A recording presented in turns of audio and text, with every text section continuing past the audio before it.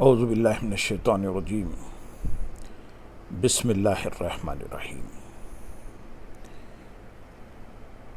برادران عزیز، آج کی اس نشست میں شہادت سیدنا امام حسین رضی اللہ تعالیٰ عنہ کے واقعات حقائق کی روشنی میں پیش کیے جائیں گے۔ اہل کوفہ کی بے وفائی۔ ہانی بن عروہ رضی اللہ تعالیٰ عنہ چونکہ کوفے کے رئیس تھے، اس لیے ان کے قبیلے کے ہزاروں افراد ننگی تلواریں لے کر نکل آئے، اس خیال سے کہ ہانی قتل کر دیے گئے ہیں۔ یکایک کوفے کی گلیوں میں ایک معرکہ بپا ہو گیا۔ سیدنا امام حسین رضی اللہ تعالیٰ عنہ کے نمائندے حضرت مسلم بن عقیل رضی اللہ تعالیٰ عنہ بھی تلوار لے کر میدان کارزار میں آ گئے۔ بعض روایت میں 4000 افراد آئے ہیں، لیکن بعضوں نے 14000 کی تعداد بیان کی ہے۔ یہ حضرت مسلم بن عقیل رضی اللہ تعالیٰ عنہ کی قیادت میں ابن زیاد کے قلعے پر حملہ آور ہو گئے۔ شام تک ابن زیاد نے تیروں کی بارش کی، اتنا پتھراؤ کیا، اتنا ظلم و ستم کیا کہ 14000 افراد میں سے مغرب کے وقت تک کم و بیش 500 کوفی حضرت مسلم بن عقیل رضی اللہ تعالیٰ عنہ کے ساتھ رہ گئے، اور باقی سب لوگ بزدلی کے سبب ان کا ساتھ چھوڑ گئے۔ آپ نے نماز مغرب کی نیت باندھی۔ 500 کوفی آپ کے مقتدی تھے۔ جب آپ نے سلام پھیرا اور پلٹ کر دیکھا تو ان 500 کوفیوں میں سے ایک شخص بھی نہ تھا۔ اندھیری رات میں ظالم وہ بے وفا لوگ حضرت مسلم بن عقیل رضی اللہ تعالیٰ عنہ کو تنہا چھوڑ کر گھروں کو واپس چلے گئے تھے۔ اب کوفے کی ہولناک گلیوں میں رات کا ہیبت ناک ماحول ہے۔ یزید اور ابن زیاد کے ظالمانہ اور بہیمانہ منصوبے ہیں، اور وہ ہزاروں کی تعداد میں آ کے دست اقدس پر بیعت کر کے آپ سے غیر مشروط وفاداری کا وعدہ کر چکے تھے۔ ان میں سے ایک شخص بھی اس وقت حضرت مسلم بن عقیل رضی اللہ تعالیٰ عنہ کا سہارا بننے کے لیے تیار نہیں۔ آپ ان بے حیاؤں کی بے غیرتی پر تعجب کرتے رہے۔ آخر تھک ہار کر ایک دروازے پر چپکے سے بیٹھ گئے کہ چلو دیوار سے ٹیک لگا کر رات کی کچھ گھڑیاں بسر کرتے ہیں۔ اچانک دروازہ کھلا اور گھر کی مالکہ نے جھانکا اور کہا، اے بھائی، تو کون ہے اور اس وقت میرے دروازے پر کیوں بیٹھا ہے؟ فتنے کا زمانہ ہے، سرکاری پہرے دار پھر رہے ہیں، کوئی سپاہی تمہیں گرفتار کر کے لے جائے گا۔ فرمانے لگے، میں مسلم بن عقیل ہوں، سارا دن صبح سے شام تک جہاد کرتا رہا ہوں اور بھوکا پیاسا ہوں، اور جسم تھک کر چور چور ہو چکا ہے، مجھے صرف رات کی چند گھڑیاں آرام کر لینے دو۔ وہ نیک بخت خاتون بھی اہل بیت سے محبت کرنے والی تھی اور دل میں محبت چھپائے ہوئے تھی۔ اس نے حضرت مسلم بن عقیل رضی اللہ تعالیٰ عنہ کو اپنے گھر جگہ دے دی، لیکن اسے کیا خبر کہ اس کا بیٹا حضرت مسلم بن عقیل رضی اللہ تعالیٰ عنہ کی تلاش میں سرگرداں ہے۔ وہ جب رات کو گھر پہنچا، اس کی ماں نے اپنے کام کو کار خیر سمجھتے ہوئے اپنے بیٹے سے کہا کہ آج ہمارے گھر میں گلستان محمدی کا مہکتا ہوا پھول ہے۔ اس بیٹے نے خونخوار آنکھوں سے دیکھا اور ابن زیاد کو خبر کر دی۔ اس کے سپاہی آئے اور حضرت مسلم بن عقیل رضی اللہ تعالیٰ عنہ پر حملہ آور ہو گئے۔ دیر تک آپ نے دفاعی جنگ لڑی، لیکن تنہا تھے۔ گرفتار کر کے ابن زیاد کے پاس پہنچا دیے گئے۔ ابن زیاد نے آپ کو ہانی بن عروہ کے ساتھ قید میں رکھا۔ یہ خبر پھر کوفے میں آگ کی طرح پھیل گئی اور کم و بیش 18000 افراد پھر حضرت مسلم بن عقیل رضی اللہ تعالیٰ عنہ کی رہائی کے لیے آ گئے۔ ابن زیاد اہل کوفہ کی نفسیات اور کمینہ فطرت سے بخوبی آگاہ تھا۔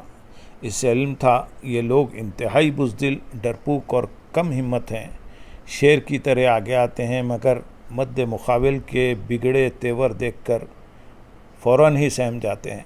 اس نے ان کی اس بزدلی، کم ہمتی اور بے غیرتی سے پورا فائدہ اٹھایا اور حضرت امام مسلم بن عقیل رضی اللہ تعالیٰ عنہ اور حضرت ہانی رضی اللہ تعالیٰ عنہ کو شہید کرنے کا فیصلہ کر لیا کہ ان حضرات کے سر کوفیوں کی بھیڑ میں پھینک دیے جائیں، ان کے لیے ان کے کٹے ہوئے سر دیکھتے ہی ان کی یہ سب نعرہ بازی ختم ہو جائے گی اور یہ جوش و خروش بھول کر دم دبا کر بھاگ جائیں گے۔ چنانچہ ایسا ہی ہوا۔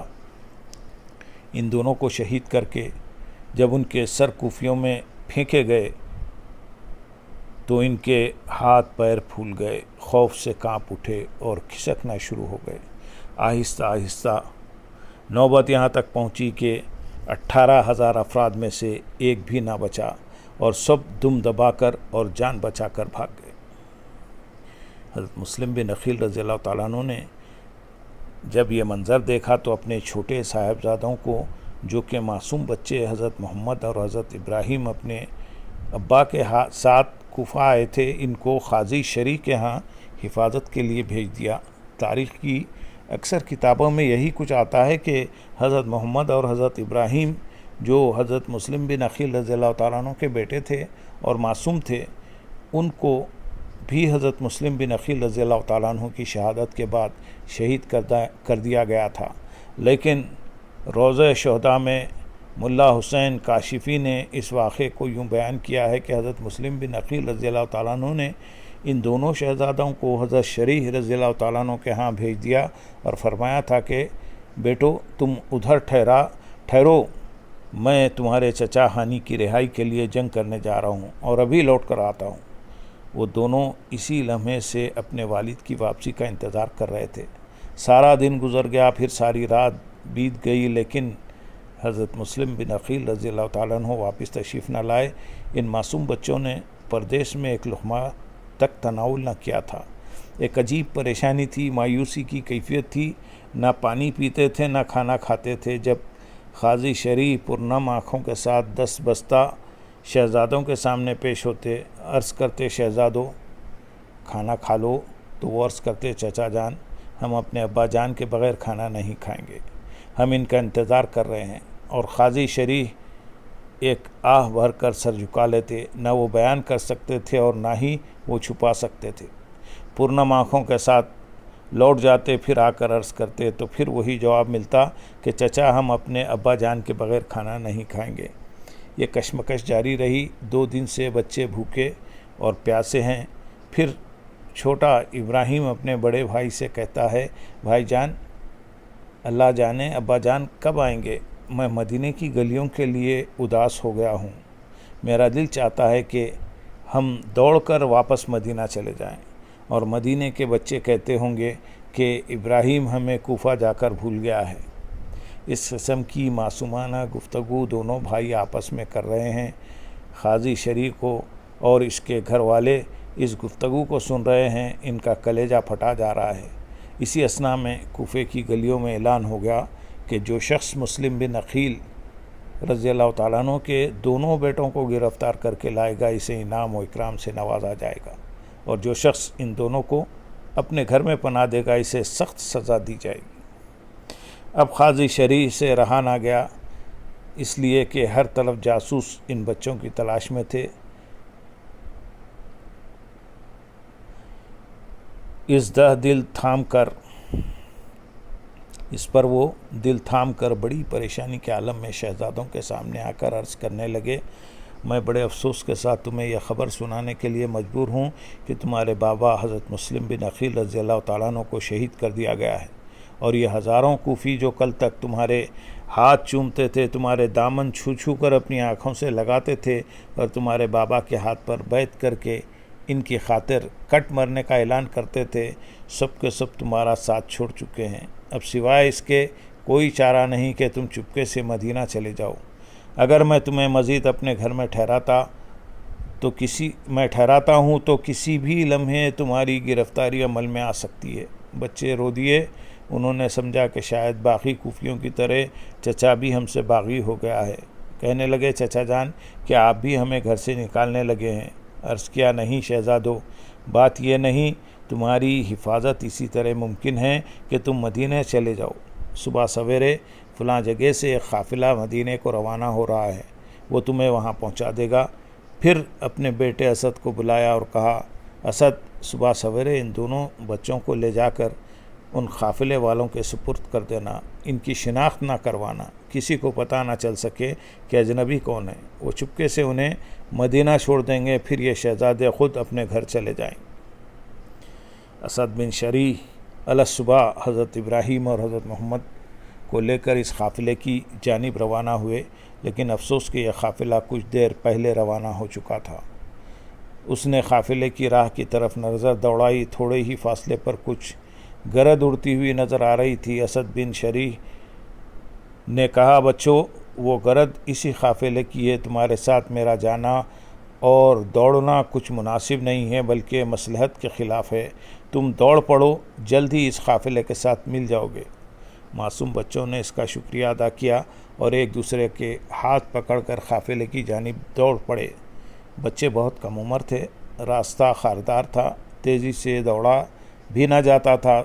کچھ ہی آگے چلے تھے کہ چھوٹے بچے ابراہیم کے پاؤں میں کانٹا چبھ گیا۔ اس کو سخت تکلیف ہوئی، وہ بیٹھنا چاہتا تھا اور بھائی اسے گرفتاری کے خوف سے آگے بھگانا چاہتا تھا۔ دیر تک یہی صورتحال رہی، لیکن بڑا بھائی بھی چھوٹا ہی تھا، کس طرح گھسیٹ کر لے جاتا۔ کچھ دیر کے بعد اسے رکنا ہی پڑا اور چھوٹے بھائی کے پاؤں سے کانٹا نکالا۔ تھوڑی دیر بعد جب دوبارہ قافلے کی طرف روانہ ہوئے تو گرد بھی نظروں سے اوجھل ہو چکی تھی اور قافلے کی کوئی خبر نہ تھی۔ ایک دوسرے کی آنکھوں میں آنکھیں ڈال کر زبان حال سے کہنے لگے کہ ہم اکیلے رہ گئے اور قافلہ جاتا رہا۔ ایک دوسرے کے گلے لگ کر رونا شروع کر دیا۔ دن کا اجالا پھیلتے ہی ابن زیاد کے سپاہی ان کی تلاش میں وہیں آ پہنچے جہاں شہزادے کھڑے تھے۔ انہوں نے ان کے چہرے کے حسن سے پہچان لیا کہ یہ خاندان نبوت کے چشم و چراغ معلوم ہوتے ہیں۔ ان کو گرفتار کر کے ابن زیاد کے پاس لے گئے۔ اس نے ان کے ننھے منھے ہاتھ رسیوں سے باندھ دیے اور ایک سیاہ کوٹھڑی میں بند کر دیا۔ یہ تنگ و تاریک اور بھیانک کوٹھڑی دیکھ کر حیران رہ گئے اور ایک دوسرے سے پوچھنے لگے، یہ کیسی کوٹھڑی ہے؟ ہم نے مدینے میں تو ایسی کوٹھڑی کبھی نہیں دیکھی۔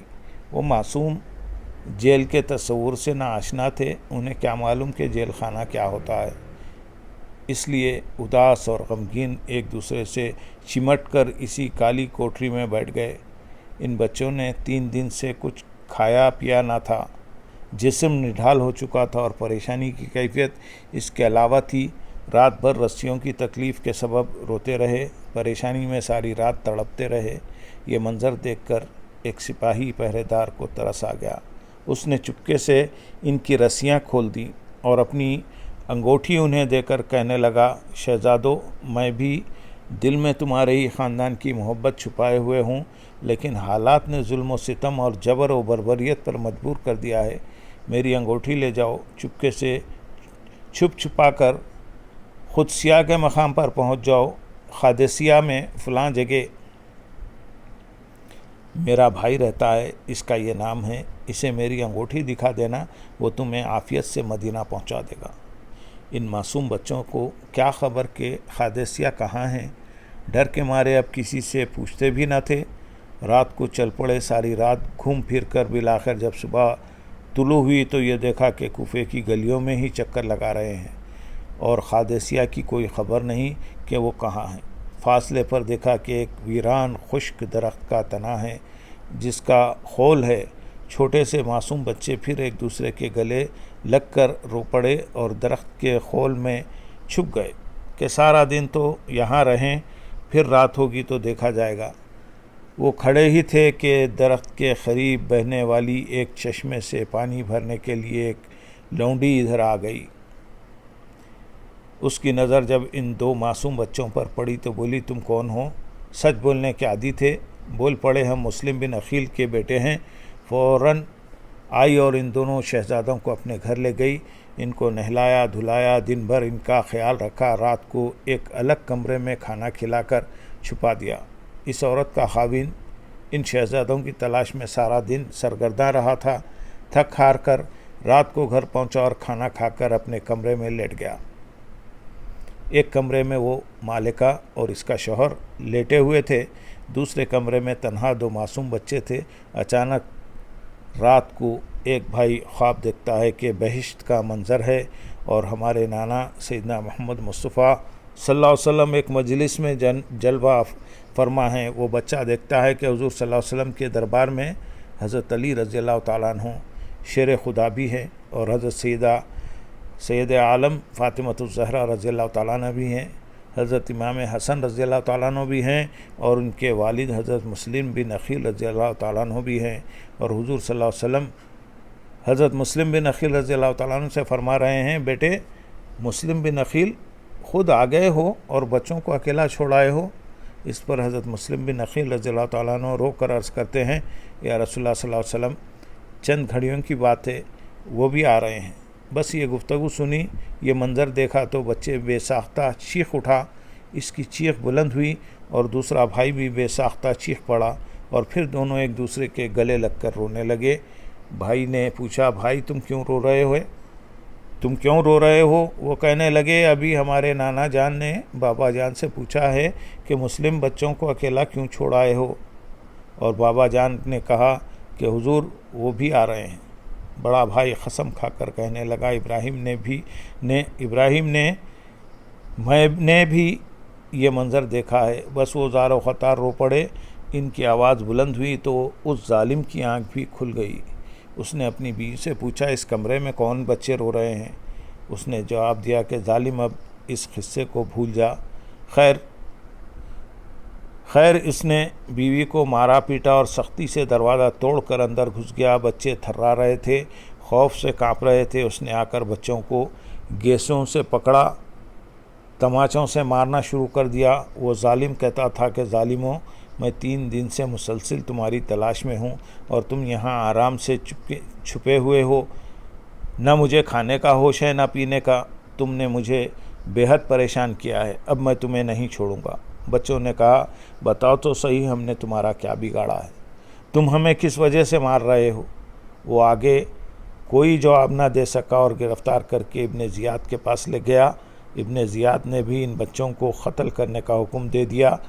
اس شخص نے دونوں شہزادوں کو پکڑا اور شہر کے ایک گوشے میں لے جا کر باری باری اپنی تلوار سے دونوں کو نہایت بے دردی سے قتل کر ڈالا۔ چمنستان مصطفیٰ کہ یہ دونوں پھول کھلنے سے پہلے ہی مرجھا گئے، ان کا مقدس خون زمین پر بہہ گیا، سر تن سے جدا ہو گئے اور تن خاک پر ہی بے آب کی طرح تڑپنے لگے۔ پھر یہ دونوں سر اور مسلم بن عقیل رضی اللہ تعالیٰ عنہ اور ہانی رضی اللہ تعالیٰ عنہ کے سر سب یزید کے پاس پہنچا دیے گئے اور اسے اطلاع کر دی گئی کہ تیرے ظلم و ستم کی تسکین کا سامان یوں فراہم کیا جا رہا ہے۔ شہزادے شہید ہو گئے۔